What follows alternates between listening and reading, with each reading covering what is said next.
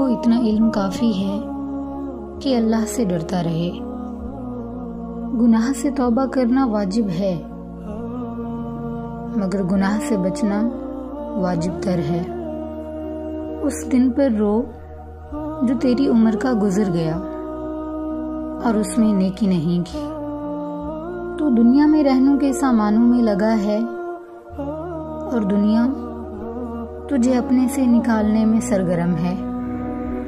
جو اللہ تعالیٰ کے کاموں میں لگ جاتا ہے، اللہ تعالیٰ اس کے کاموں میں لگ جاتے ہیں۔ اپنے بھید کسی پر نہ کھولو، ورنہ معاملات گڑبڑ ہو جائیں گے۔ جو شخص راز چھپاتا ہے وہ اپنا اختیار اپنے ہاتھ میں رکھتا ہے۔ توبہ کی تکلیف سے گناہ کا چھوڑ دینا زیادہ آسان ہے۔ 3 چیزیں محبت بڑھانے کا ذریعہ ہیں: سلام کرنا، دوسروں کے لیے مجلس میں جگہ خالی کرنا، مخاطب کو بہترین نام سے پکارنا۔ اللہ کے ذکر کو لازم پکڑو، اس میں شفا ہے۔ لوگوں کا ذکر چھوڑو کہ اس میں بیماری ہے۔ اپنے باطن کی اصلاح کر لو، تمہارا ظاہر خود بخود ٹھیک ہو جائے گا۔ اپنی آخرت کے لیے عمل کرو، تمہاری دنیا کے کام اللہ کی طرف سے خود ہی ہو جائیں گے۔ اللہ سے دعا کریں کہ وہ ہمارے دلوں کو ٹھیک کر دے۔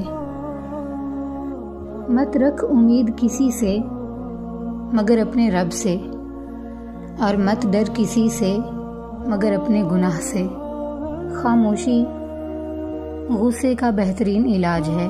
حقیر سے حقیر پیشہ اختیار کرنا ہاتھ پھیلانے سے بدرجہ بہتر ہے۔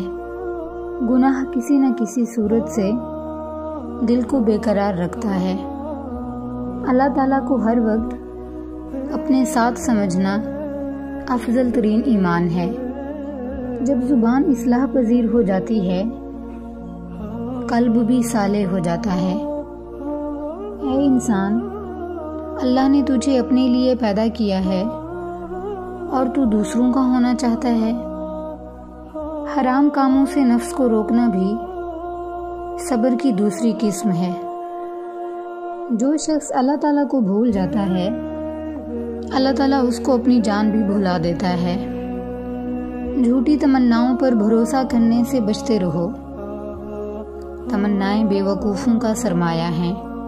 اپنے دلوں سے دوستی کا حال پوچھو، کیونکہ یہ ایسے گواہ ہیں جو کسی سے رشوت نہیں لیتے۔